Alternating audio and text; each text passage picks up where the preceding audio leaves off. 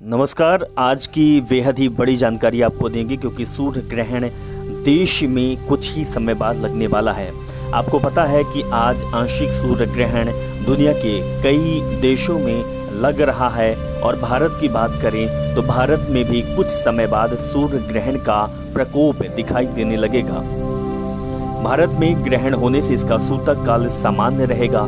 ग्रहण का सूतक काल 4 बजे से लग चुका है और भारत में दोपहर बाद इसका असर देखने को मिलेगा। यानी कि ये कह सकते हैं कि अब सूर्य ग्रहण भारत के कई राज्यों में अलग अलग समय होगा, वो हम जानकारी देंगे। लेकिन आपको ये भी बता दें कि सूर्य ग्रहण के बाद गोवर्धन पूजा और भाई दूज मनाया जाएगा। इस बार दिवाली के बाद सूर्य ग्रहण पड़ने के कारण गोवर्धन पूजा नहीं मनाई जा सकी। 26 अक्टूबर को गोवर्धन पूजा और भाई दूज दोनों एक ही साथ मनाई जाएगी। इसके बाद 8 नवंबर को साल का आखिरी चंद्र ग्रहण भी पड़ने वाला है। अब आपको जानकारी देंगे सूर्य ग्रहण का आखिर समय भारत में क्या है। तो बात करें कि दिल्ली राज्य की दिल्ली में 4:29 से 5:42 तक सूर्य ग्रहण पड़ने वाला है। अगर बात करें पंजाब में तो पंजाब में 4:19 से सूर्य ग्रहण पड़ेगा और इसकी समाप्ति जो होगी वो होगी 5:48 में। अगर मध्य प्रदेश की बात करें तो मध्य प्रदेश में 4:49 से सूर्य ग्रहण चालू होगा और 5:46 तक सूर्य ग्रहण चलेगा। तो जो आपके दिमाग में अलग अलग प्रश्न था कि सूर्य ग्रहण कब लगेगा, उसका समय क्या होगा, कहाँ दिखाई देगा, सूतक काल का समय क्या होगा, इन सभी सवालों के जवाबों का जवाब दे रहे हैं कि सूर्य ग्रहण लगभग 2 बजे से चालू हो चुका है और 6:30 बजे तक लगेगा। लेकिन दुनिया के कई देशों में, भारत की बात करें तो हम आपको बता ही रहे हैं कि दिल्ली में 4:29 से लगेगा। वहीं लखनऊ यानी कि उत्तर प्रदेश की बात करें तो 4:36 से शुरू होगा और 5:29 तक उत्तर प्रदेश में दिखाई देगा। उत्तराखंड की बात करें तो 4:26 से 5:36 तक रहेगा।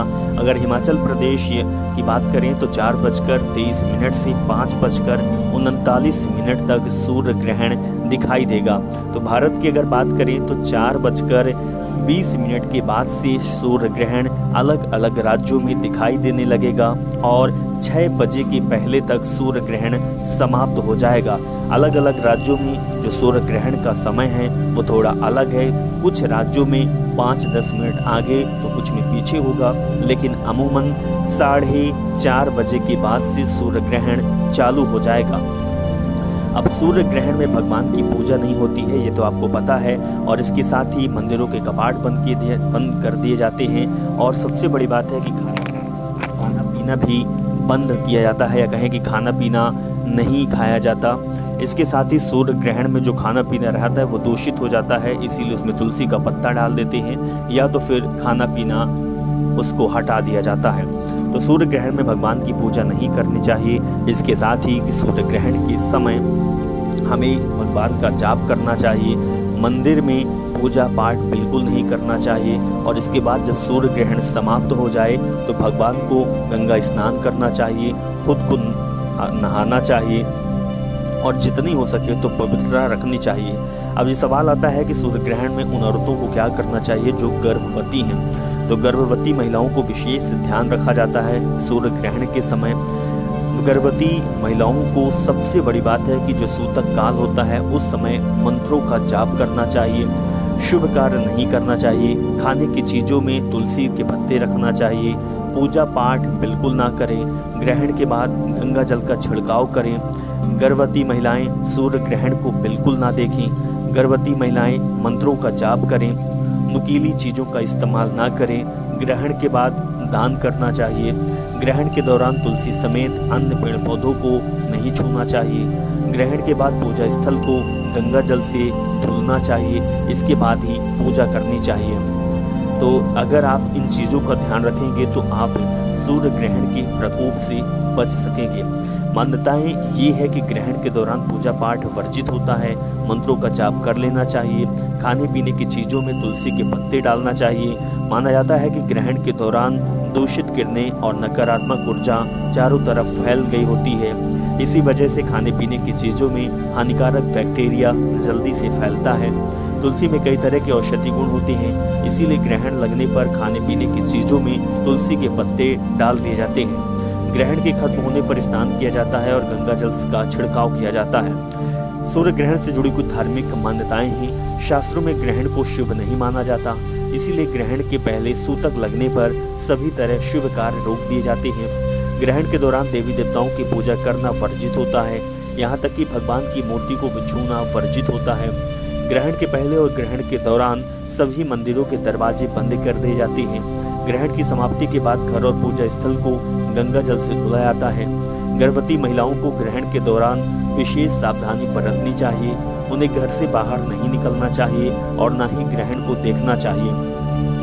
इसके साथ ही आपको ये भी बताएंगे कि ग्रहण के दौरान बहुत सारी सावधानियां होती हैं, उसकी कुछ परंपराएं हैं, कुछ कहानियां हैं और कुछ रीति रिवाज हैं। धार्मिक मान्यताओं के अनुसार सूर्य ग्रहण के दौरान सभी तरह की खाने पीने की चीज़ें अपवित्र हो जाती हैं।